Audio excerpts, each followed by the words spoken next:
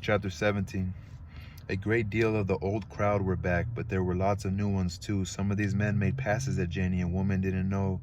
A woman who didn't know took out after tea cake. Didn't take them long to be put right. However, still in all, jealousies arose now and then on both sides. When Mrs. Turner's brother came and she brought him over to be introduced, tea cake had a brainstorm. Before the week was over, he had whipped Janie, not because her behavior was justified, his jealousy, but it relieved that awful fear inside him. Being able to whip her reassured him in possession. No brutal beating at all. He just slapped her around a bit to show he was boss. Everybody talked about it the next day in the fields. It aroused a sort of envy in both men and women. The way he petted and pampered her as if those 2 or 3 face slaps had nearly killed her made the woman see visions in the helpless way she hung on him, made men dream dreams. Tea cake, you sure was a lucky man, Sop the Bottom told him. A person can see every place you hit her. I bet she never raised her hand to hit your back, neither. Take some of these old rusty black women and they would fight you all night long, and next day nobody can tell you ever hit them. That's the reason I don't quit beating my woman. I done quit being my woman. You can't make no mark on the middle, oh Lord. Wouldn't I love to whip a tender woman like Jenny? I bet she don't even holler, she just cries. A tea cake. At tea cake? That's right. See that? My woman would spread her lungs all over Palm Beach County, let alone knock out my jaw teeth. You don't know that woman of mine. She got 99 rows of jaw teeth, and get her good and mad, she'll wade through solid rock up to her hip pockets. My Jenny is a high time woman and uses her things. I didn't get her out of the middle of the road and got her out of the big fine house. I got her out of a big fine house. Right now she got money enough in the bank to buy up these zigaboos and give them away. Hush your mouth, and she down here on the muck like anybody else. Jenny is wherever I want to be. That's the kind of wife she is, and I love her for it. I wouldn't be knocking her around. I didn't want to whip her last time, but old Miss Turner done sent for her brother to come to bait Janie in and take her away from me. I didn't whip Janie because she done nothing. I beat her to show them Turners who was boss, and sat in the kitchen one day, heard that woman tell my wife I'm too black for her. She don't see how Janie can stand me. Tell her husband on her. Shucks, I believe he's scared of her. Knock her teeth down to her throat. That would look like she had some influence when she ain't. I just let her see that I got control. So she live off our money and don't like black folks, huh? Okay, we'll have her gone from him before 2 weeks is up. I'm going right off to all the men and drop rocks against her. I ain't mad with her for what she done, cause she ain't done me nothing yet. I'm mad at her for thinking her and her gang got to go. Us is with ya, T-Cake, you know that already. That Turner woman is real smart, according to her notions. Reckon she done heard about that money your wife got in the bank, and she's bound to rope her into her family one way or the other. Soap, I don't think it's half the money as it looks. She's color struck. She ain't got the kind of a mind you meet every day. She ain't a fact, and neither do she make a good story when you tell about her. Oh yeah, she's too smart to stay around here. She figures we're just a bunch of dumb N-words, so she thinks she'll grow horns, but that's a lie. She'll die butt-headed. Saturday afternoon, when the work tickets were turned in, cash, everybody began to buy coon dick and get drunk. By dusk, Dark Bell Glade was full of loud-talking, staggering men. Plenty women had gotten their knots charged too. The police chief in his speedy Ford was rushing from juke to juke and eating house, trying to keep order but making few arrests. Not enough jail space for all the drunks, so why bother with the few? All they could do to keep down fights and get the white men out of the colored town by 9 o'clock. Dick Sterling, Kuda May seemed to be the worst off. Their liquor told them to go from place to place, pushing and shoving and loud talking, and they were doing it. Way after a while, they arrived at Mrs. Turner's eating house and found the place full to the limit. Tea cake, stew beef, soaked the bottom, bootany, motorboat, and all the familiar crowd was there. Kuda May straightened up as if in surprise and asked, "Say, what y'all doing in here?" "Eating." Stew beef told him. "They got beef stew, so you know I'd be here.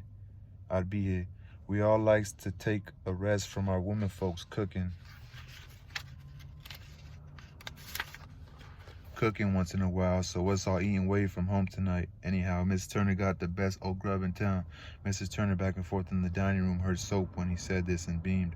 "I expect you 2 last ones to come in going to have to wait for a seat. I'm all full up now." "That's all right," Starrett objected. "You fry me some fish. I can eat that standing up.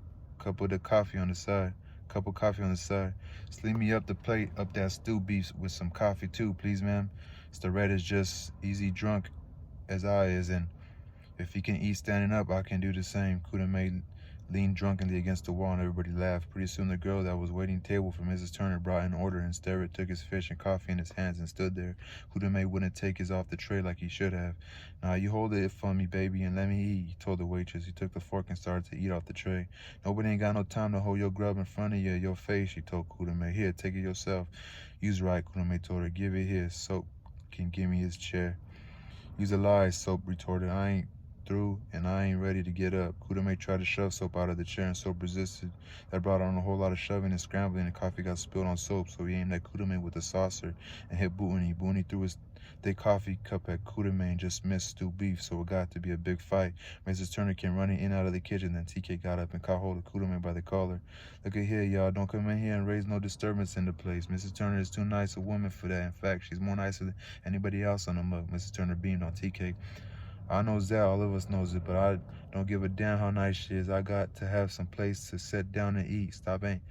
Soap ain't going to bluff me neither. Let him fight like a man. Take your hands off me, TK. Nah, I won't neither. You coming on out of the place. Who going to make me come out? Me, that's who. I'm in here, ain't I? If you don't want to respect nice people like Mrs. Turner, God knows you going to respect me. Come on out of here, Kudame. Turn him loose," TK Sterrett shouted. "That's my buddy. Us coming here together, and he ain't going nowhere until I go myself." "Well, both of you is going," TK shouted and fastened down on Kudame. Dockery grabbed Sterrett, and they wrestled all over the place. Some more joined in, and dishes and tables began to crash. Mrs. Turner saw with dismay that TK's taking them out was worse than letting them stay in. She ran out in the back somewhere and got her husband to put a stop to things. He came in, took a look, and squinched down into a chair in an off corner, and didn't open his mouth. So Mrs. Turner struggled into the mass and caught TK by the arm. "That's all right, TK. I appreciate your help, but leave him alone." "Nah, sir, Mrs. Turner. I'm going to show them that they can't come running over nice people and loud talk no place while I'm around. They going out of here." By that time, everybody in and around the place was taking sides. Somehow or another, Mrs. Turner fell down. Mrs. Turner fell down, and nobody knew she was down there until all the fighting and broken dishes and crippled up tables and broken off chairs and window panes and such things. No one knew she was down there under all the fighting and that, under all the fighting and broken dishes and crippled up tables, it got so that the floor was knee deep with something no matter where you put your foot down. But TK kept right on till Kudame told him, I'm wrong. Y'all tried to tell me right and I wouldn't listen. I ain't mad with nobody. Just to show y'all I ain't mad, me and Sterrett going to buy everybody something to drink. Old man Vickers got some good coon-dick over around Pahokee. Come on, everybody, let's go get our knots charged. Everybody got in a good humor and left. Mrs. Turner got up off the floor hollering for the police. Look at her place. How come nobody didn't call the police? And she found out that one of her hands was all stepped on and her fingers were bleeding very pert, P-E. Her fingers were bleeding pretty pert, P-E-A-R-T, pert. 2 or 3 people were not there during the fracas poked their heads in. 2 or 3 people who were not there during the fracas poked their heads in at the door to sympathize, but that made Mrs. Turner madder. She told them where to go in a hurry. Then she saw her husband sitting over there in the corner with his long bony legs all crossed up, smoking his pipe. "What kind of man is you, Turner? You see these no-count N-words come in here and break up my place. How can you sit and see your wife all trampled on? You ain't no kind of man at all. You seen that tea cake shove me down. Yes, you did. You ain't raised your hands to do nothing about it." Turner removed his pipe and answered, "Yeah, and you see how I did swallow up too, didn't you? You tell T-Cake you better be careful I don't swallow up again." All that Turner crossed his legs the other way and kept right on smoking his pipe. Mrs. Turner hit at him the best she could with her hurt hand and then spoke her mind for half an hour. "It's a good thing my brother wasn't around here when it happened. Dude, he would have killed somebody.